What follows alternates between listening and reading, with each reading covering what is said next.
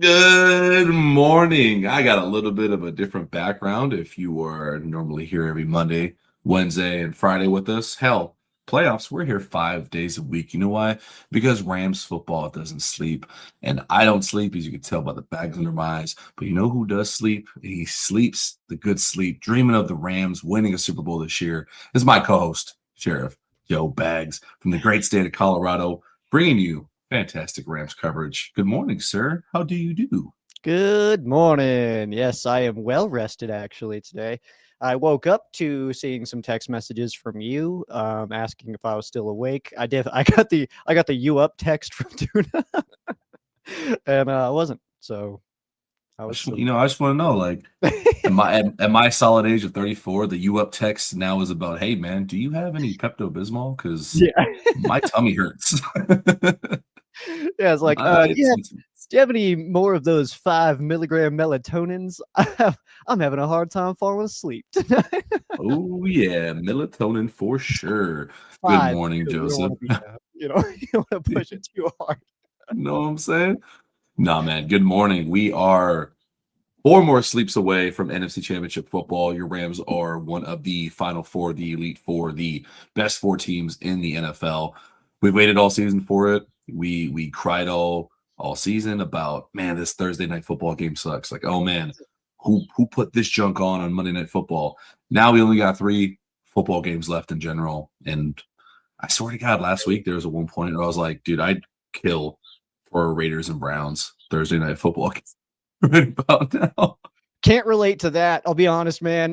Can't relate to that one bit. We're getting these crazy playoff action games right now, and I mean, you get the bummer in there every once in a while. That super wild card weekend Monday game was a bit of a stanker. Unless you're a Texans fan, then that was probably pretty awesome. And then last week, I think I'm getting so frustrated trying to like look into our game that we play the Seahawks, and it's like looking back at last week, it's like, dude, I can't take anything from this game and be like, okay, so Seattle was trying to do this, and this is what it's like. No, man, that game fell apart 3 minutes in. It's so I can't imagine the frustration that like McVay is with right now, trying to like analyze that game tape of like, this doesn't mean anything, man. None of this means anything to us. So yeah, that's where I'm at. I do hope, yeah, I do hope mentality wise, it's like, all right, cool. You got some juice back of like, man, it doesn't matter how tough the game is. If you're the LA Rams, you found a way to freaking win the game. You got talked down to as if you can't handle cold, like you're a tiny little baby that's going to preschool for the first time and you don't know what a winter coat is.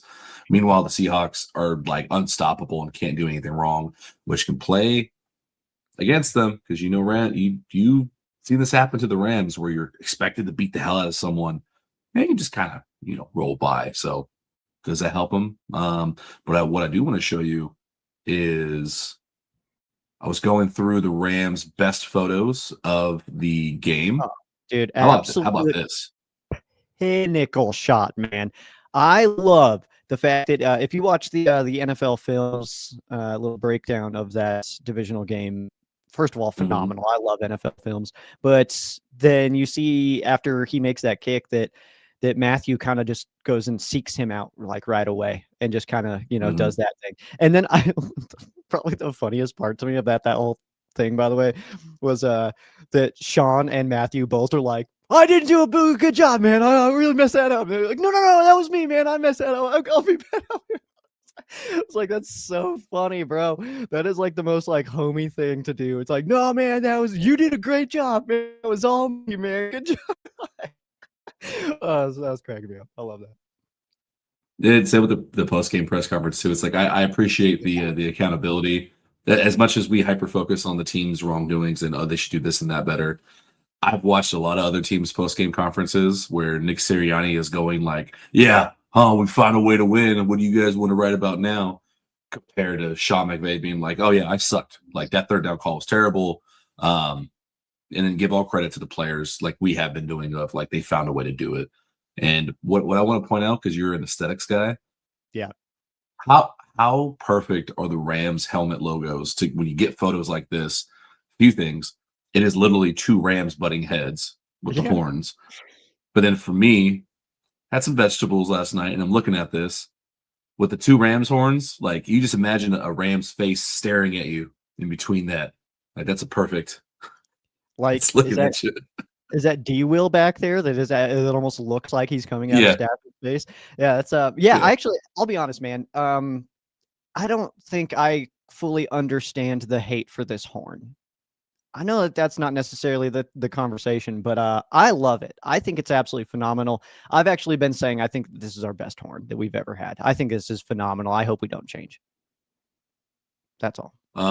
Yeah, I'm not, of all the things I don't like, I just like the solid colors, the ombre stuff. That's a conversation for off season, but the horns are perfect. I love the horns. So Yeah, yeah, just absolutely. thought would shine some light on that a little bit.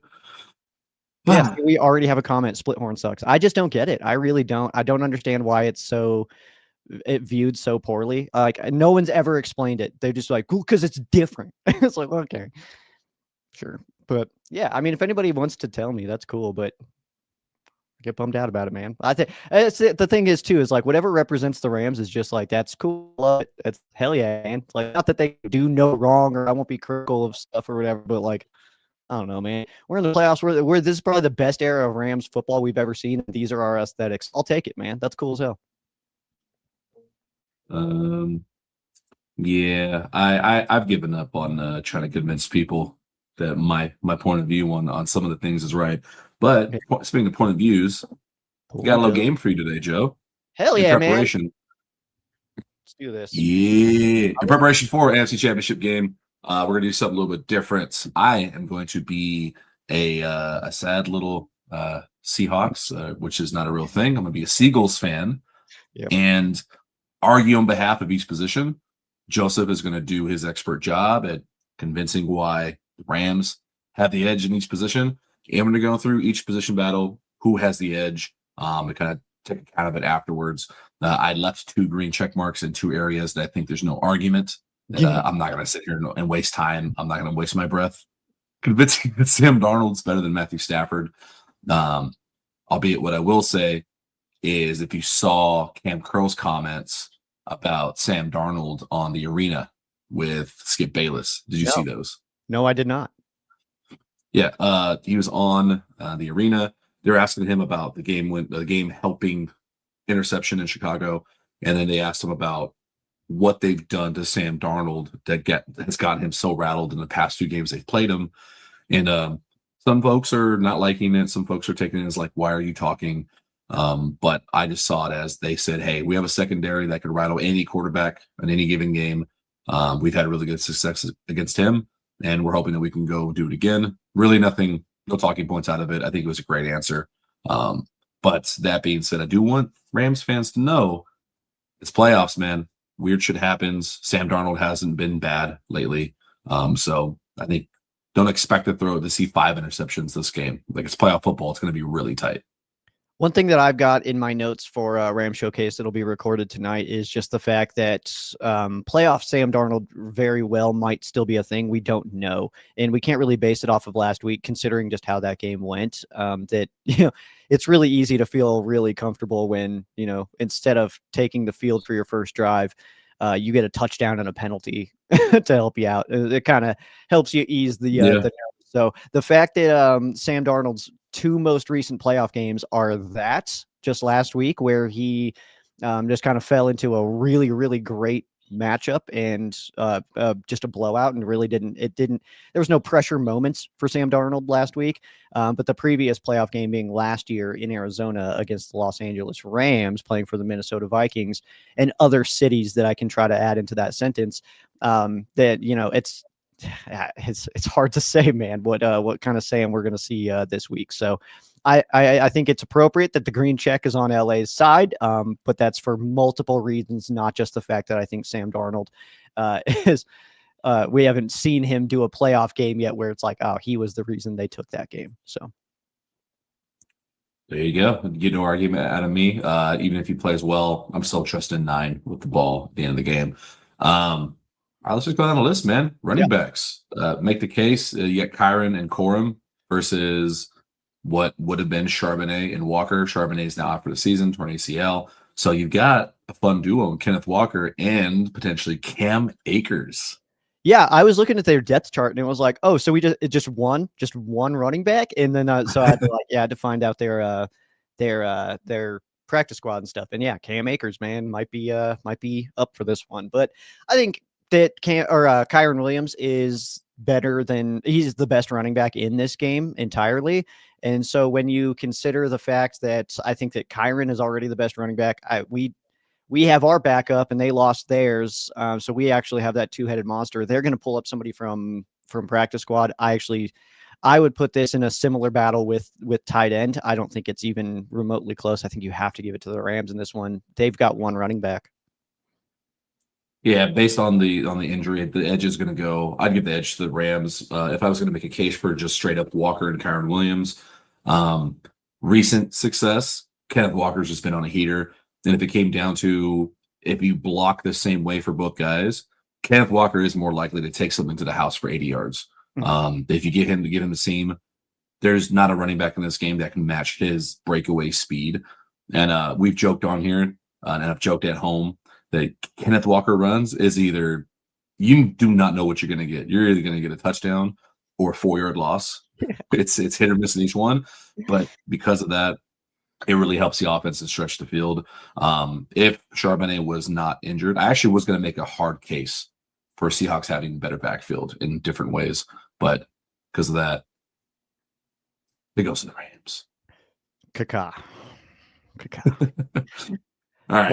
Wide receiver's a tough one, man. I'll let you start on this one actually, because it's. I mean, I like my argument, but this is more even than I think.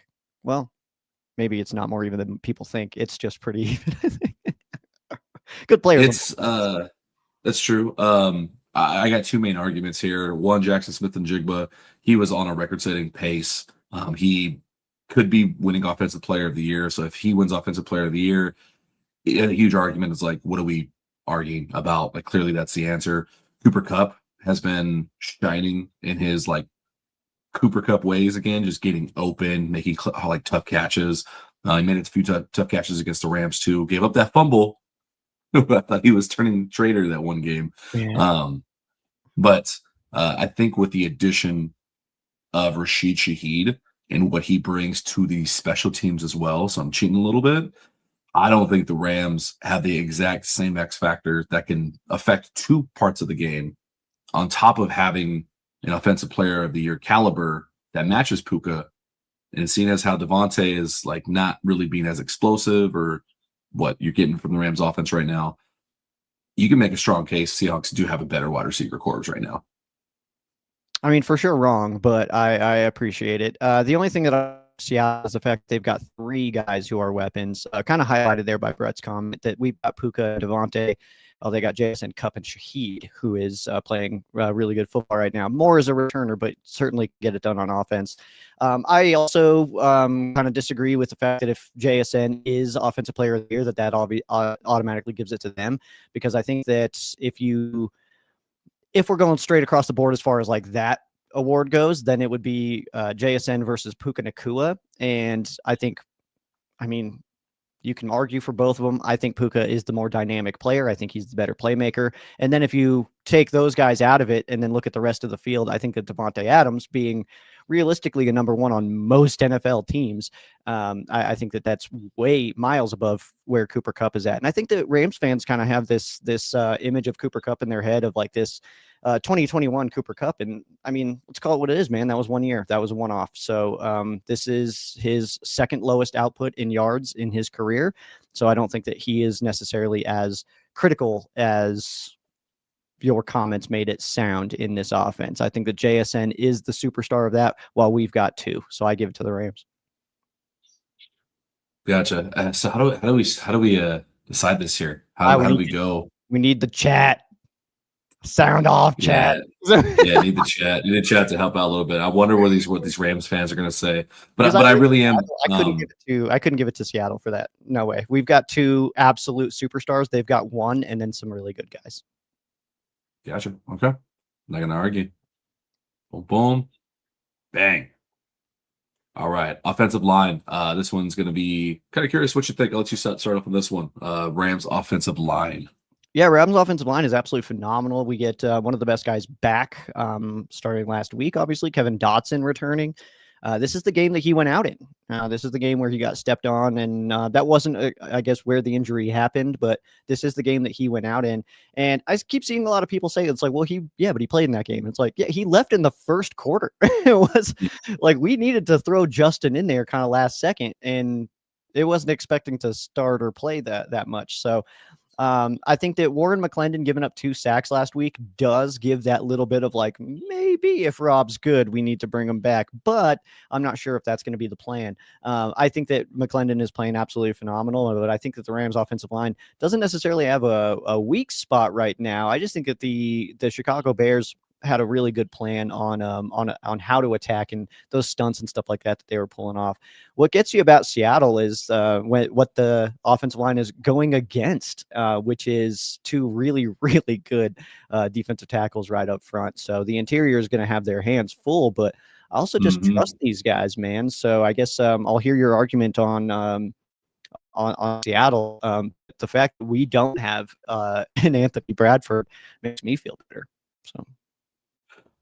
And I'm going to use Anthony Bradford in a really reverse psychology kind of way here to argue for Seattle having the better O-line. Just looking at what they did do against the 49ers, looking at how they finished the season out, they kind of remind me of the Rams in the ways that they've been finding different ways to win.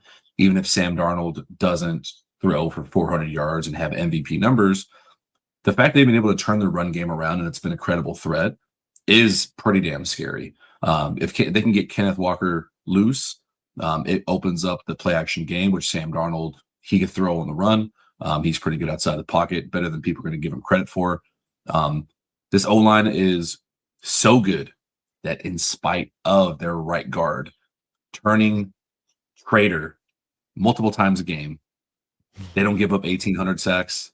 They have a run game. They have an explosive offense. So what does that tell you about how good the rest of those linemen are?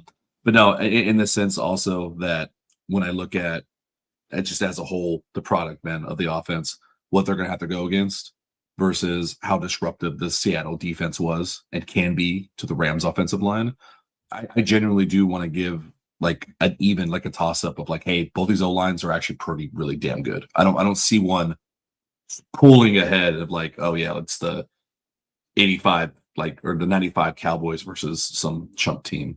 I'll be honest. I'll give you that the Seattle offensive line is not a terrible unit at all, but I'm kind of agreeing with Brett here. I don't think it's close. I mean, I think it's Rams clearly, in my opinion. But again, I don't want to just sound like a homer. I realize this is a Rams show and stuff like that, but I mean, I don't feel like it's that close. I think it's pretty even. So they're both getting one. Yay! Congratulations! Yay! Haha! Hell yeah, we can do what we want. All right, our show. Yeah, this is our show. Where the hell we want? All right, and I have the camera control. So haha. Place kicker. Man, what you got? Meebs is no friggin' joke. I'll tell you that much, man. He's only missed 1 kick on the year. That did happen in Seattle. It's odd enough too that went off the foot looked so good, man. And then it just kind of steered right on us. So, Meebs is playing phenomenal. He's ice cold. What's cooler than being cold? Harrison Mevis, dude. That's the answer to that question, man. So, Meves is unbelievable, man. He's like I said, he just missed the 1. He proved last week that he can be clutch about it as well. So, I think that the only thing that I'm really looking for out of Meves is just to see that long-term consistency. But as he's come in to take over for Josh Carty, he's been absolutely phenomenal. And like I said last week, I know that your question was, is my confidence level, or like, how do I feel, or does Carty make that kick? And I said that I just felt better with Mevis being there. I feel like I would have been more nervous if it was Carty. So I think that's a big tick in the worst nickname in sports. True.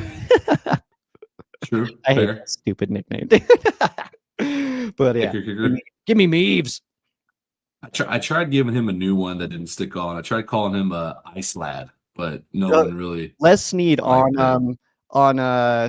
the Sean McVay show. Les Snead was on there, and he said he calls him Meves. So that's what I've been going with. Meves. Yeah. Okay. What I've got is so the Seahawks have Jason Myers. Jason Myers, if you're not familiar with his game, because you guys don't watch every Seahawks game, on the season he was 41 of 48. He finished the season pretty rough. He missed 2 of his 4 against San Francisco in that 13-3 win. He just had extra point duty really last week. Extra points, 48 of 48. So operationally, when it's close, he's going to make everything. Most of his misses have been from deep, 50 plus. He's missed 3 on the season, 2 from 40 to 49. If it's within 40 yards, he's pretty spot up. He's missed 2 kicks on the year, less than 40. So this is pretty close. I don't really know how to really decide this one. I know Mevis has missed 1 kick in Seattle against them, but extra point wise, he's been nice. Had the game winner. Who do you trust more? Game on the line. Jason Myers, Harrison Mevis from 45. Who are you giving the edge to? Give me money, man. You want Ice Lad? Yeah, give me money. Fuck it. Money Mevis, man. That is like the only nickname that I've heard where I was like, all right, I can accept that. That's like the one I'm like, okay, that's a good one for now. Let's I don't know why I hate all of them. And then yeah, obviously he said also we're missing punter. Obviously Ethan Evans is obviously. He's had a few shakes recently. He's had a few that have scared me a little bit. Does that worry you at all? People are allowed to make mistakes. It's okay. Over Michael Dixon. Matthew Stafford's throwing interceptions. He's still the MVP. It's okay. Over Michael Dixon? Yeah. Ethan Evans is probably the best player in the league, man. Like, yeah. Let's see. Michael Dixon has 3 more yards per average per punt. Evans has 4 more inside the 20. Look at inside 20 percentages and stuff like that. That's what I always go for.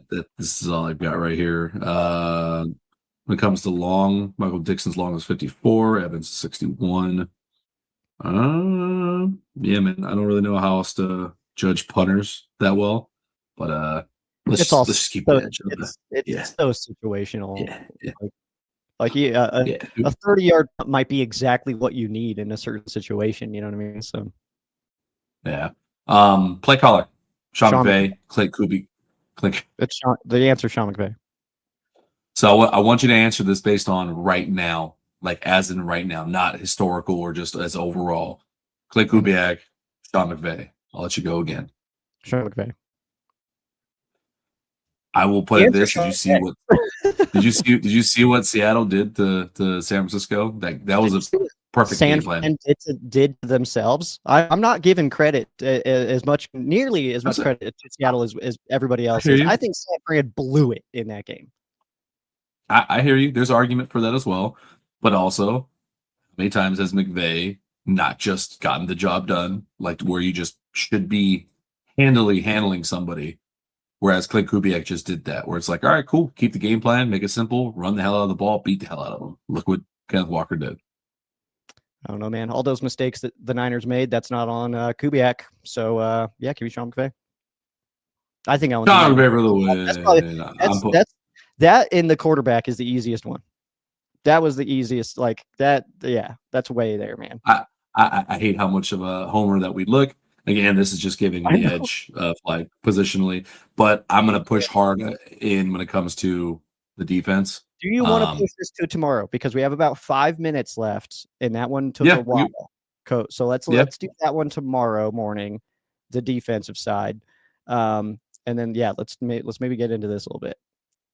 Okay. Rounding up, obviously this is going to be the 3rd time these teams are facing off. In round 1, week 11, the Rams snuck out after an Ethan Evans clutch punt, pinning them down inside the 5, and a missed field goal game winner from deep had SoFi erupting. Key points from this game: Cam Kinch's legacy game, helping Sam Darnold throw 4 interceptions. Despite all those turnovers, Seattle's defense really kept them in the game. Super stout. Didn't force mistakes per se from Matthew Stafford, but really kept them in check to keep the game close. What takeaways do you have from this game that are relevant this week? Cam Kinchin's Seahawk killer, man. We're going to need another one of those performances in this one. Obviously, with those 4 interceptions and still needing a missed field goal at the end to pull it out. Absolutely crazy. But that other matchup as well, and I don't want to necessarily bounce back and forth or anything like that, but I mean, we got kind of burned on a few things. And then what was that game fairly recently where they actually picked up the flag for ineligible man downfield because they realized it wasn't right. And it was like all of Rams media on Twitter was like, "Oh, what? You can do that? You can." It's like from us, man. But yeah, it was a wild card game. It was a wild card game, wasn't it? I think so. And yeah, it was. They picked up the flag. They were like, "Oh, actually, we looked at it. He wasn't actually downfield. That was okay." And it's like, "Oh, weird." Mm-hmm. Huh. That's all I could think of for that one, man. But yeah, I think turnovers are going to be like I mean, as they are in every NFL game, but I think for this one specifically, it's going to be, you need to get the ball back to your and turn that into point, man, not just clock. You know what I mean? Like turn those turnovers into at least 3, not just 2.5 minutes off the clock, and then give them the ball back further back. Like that's I don't want to see that all day. You know, that's where I'm going to get frustrated. So Kitchens is one of those guys who just seems to do it right against them. But and if you look back at that last game, you got a lot of situations where the Rams defense was playing some sneaky stuff on Darnold. There was one play I'm thinking of, and I saw it on a YouTube video that got pulled out that Josh Wallace follows somebody across the formation showing man, and then they ball snapped and they drop into zone, and Josh Wallace picks the ball off and runs it almost like all the way back. Yeah. So it's like stuff like that, man. Sam Darnold can get got. I think that if this is the game to see how creative Shula can get and try to mix that all up and see what kind of magic we can have, man. Yeah, it really comes down to, do you want me to show round 2 at all? Do you want to just kind of briefly touch on that in the same format? Yeah, we can kind of touch on both of them. Yeah. I'm kind of bouncing back between both. So yeah. So just because you mentioned round 2 as well, this is actually I didn't put the right score there, so we'll Jesus Christ. That's what happens when I do stuff when I'm sleepy. Classic. Jesus Christ. Classic. I'll edit while I type.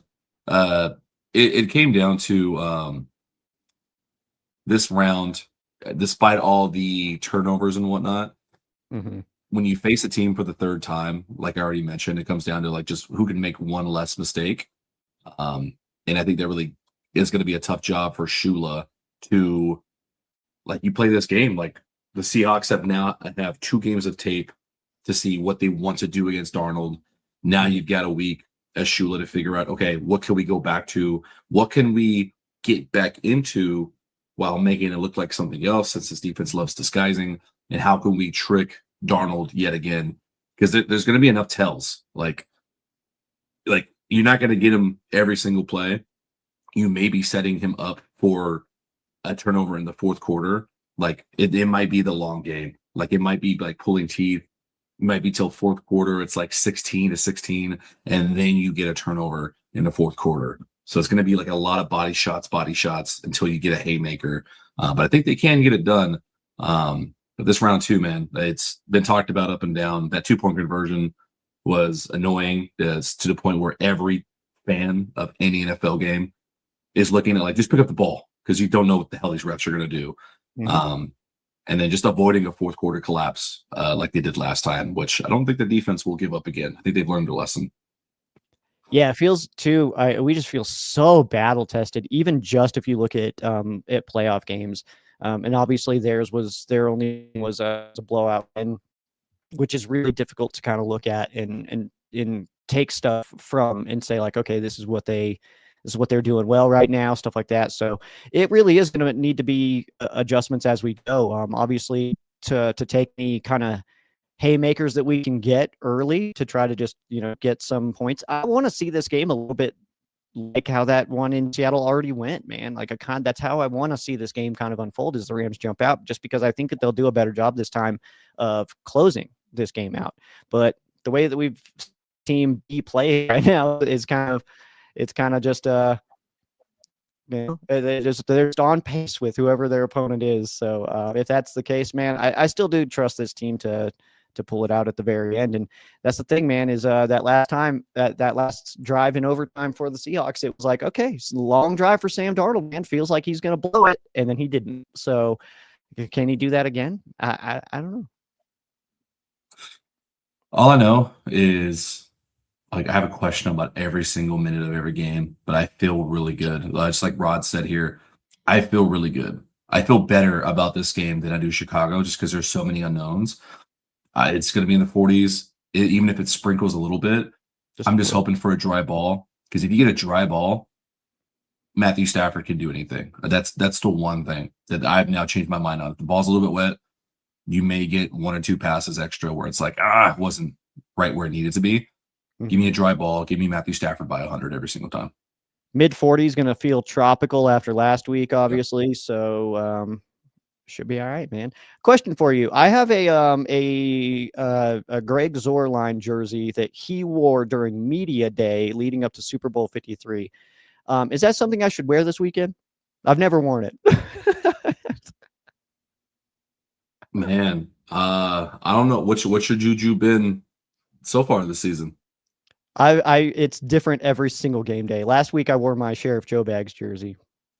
I think you gotta go with your gut. You gotta go with what feels right. If Greg the Leg is calling you, man, if it's got some good juju, stick to Old Reliable. That doesn't make any sense. Old Reliable is not a real thing, man. I've mixed it up so much. Hey, Joakim made it. Good morning, Joakim, or good evening, or middle of the night, whatever. Yeah, it is for you. I gotta get out. I gotta go to work. all I know is I've got Pablito the Labubu. He's ready to become 10-0, so ready to roll, man. Heckin' A, man. Heckin' A. Tomorrow, we got preview number 3.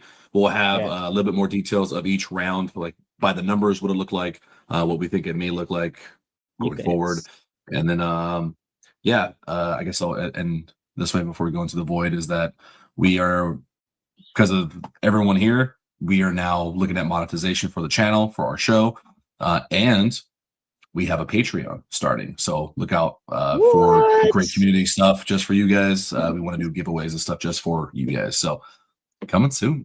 Kaka.